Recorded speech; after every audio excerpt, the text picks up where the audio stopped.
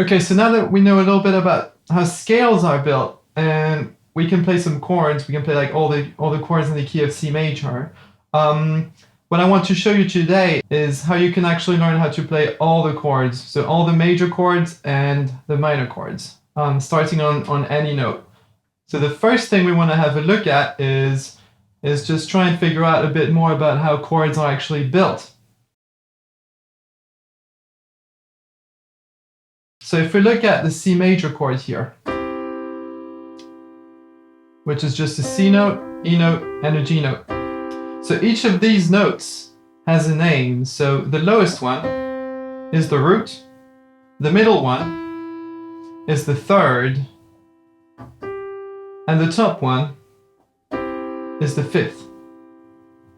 So if we move to D minor, it's the same names. That would be the root, D, the third would be F, and the fifth would be A, and so on. As I move this grip, the relationship is always the same. So A minor, that's my root, that's my third, and that's my fifth. The reason why you call them that way is because here, if A is 1, then we got 1, 2, 3, that's my third, and 1, 2, 3, 4, 5, that's my fifth.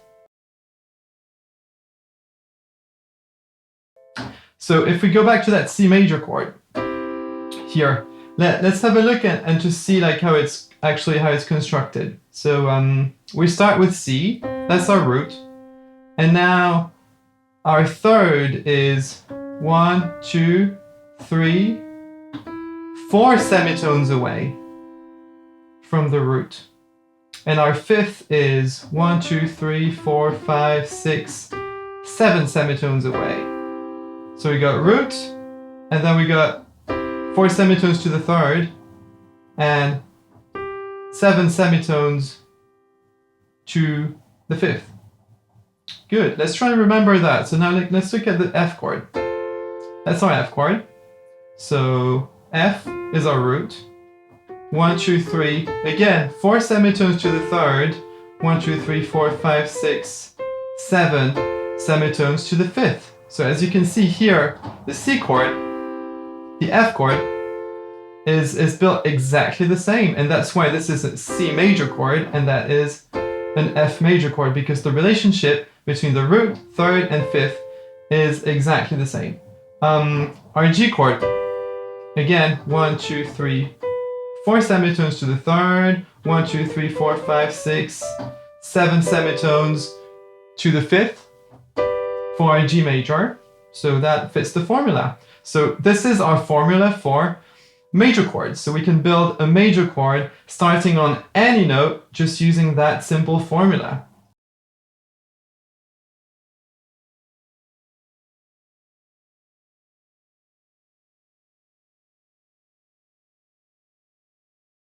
Now let's look at some of those minor chords we've learned.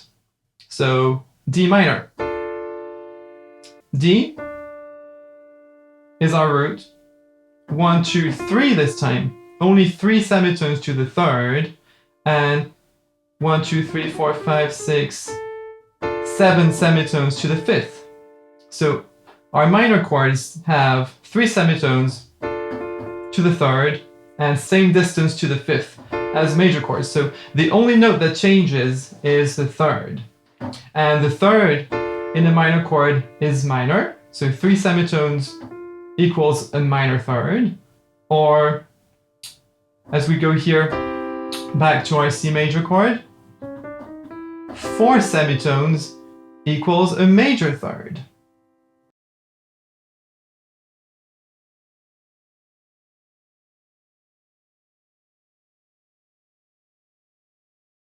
So let's try and change some of those major chords into minor chords and vice versa. So if we have our C major chord here, we know that the fifth and the root stay the same.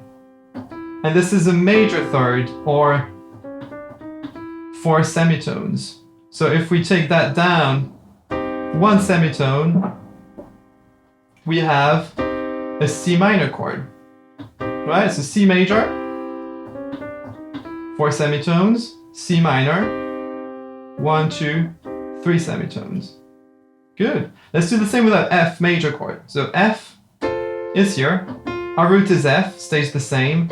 Our fifth is C, stays the same as well. A is our major third, because it's 1, 2, 3, 4 semitones away. So if we lower that by 1 semitone, we have a minor third, and thus an F minor chord, and the third is 1, 2, 3 semitones away. Same thing with G. That's G major, major third, minor third. Good.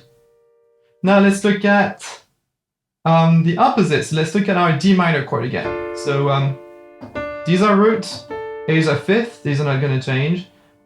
Our third is F. Okay, let's raise that by a semitone or a half step. So 1, 2, 3. Instead of 1, 2, 3, we have 1, 2, 3, 4.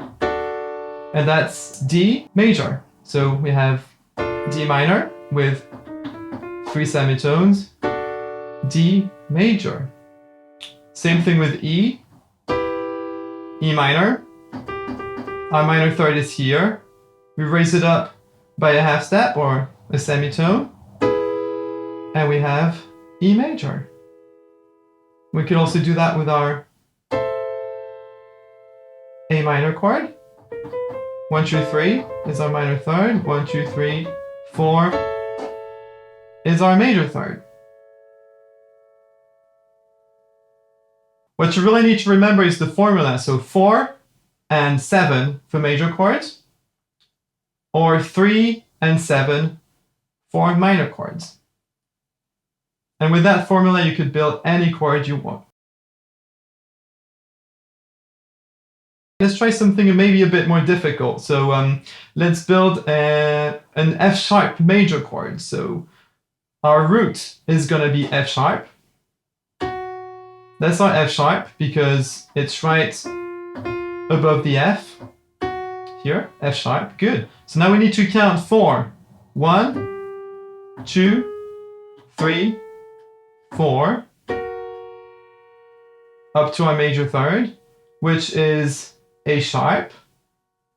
And now we need to count 7 up to our fifth. So 1, 2, 3, 4, 5, 6, 7, which is C sharp. So this is our F sharp major chord. If I were to lower that third, it would be an F sharp minor chord. Okay, let's try a B flat major chord. So let's first find our B flat. So this is our B. Lower that by a half step, we have B flat. So now we need to count 4, 2, 3, 4, up to the D. That's our major third, and we need to count 7. So 1, 2, 3, 4, 5, 6, 7 up to the F. And that is our B flat major chord. Okay, last one. We're going to do C sharp minor. So find your C. C is right here. So C sharp. Let's go 1 semitone up or 1 half step up to that C sharp. Then we need to count 3 for a minor. So 1, 2, 3. And we need to count 7 for our fifth. So 1, 2, 3, 4, 5, 6, 7. So we have a C sharp, an E, and a G sharp, and that is our C sharp minor chord.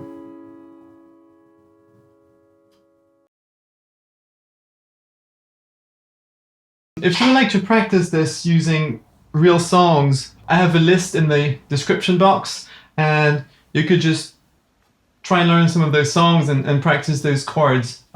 Just take it easy, just learn one chord at a time, and just basically just remember the formula. If you remember the formula, you know where the notes are on the keyboards, you know the white notes, you know the sharps and flats. Then you can just literally build any chord you like. You don't have to rely on chord charts or anything like that. So I hope this was useful, and I'll see you again next week.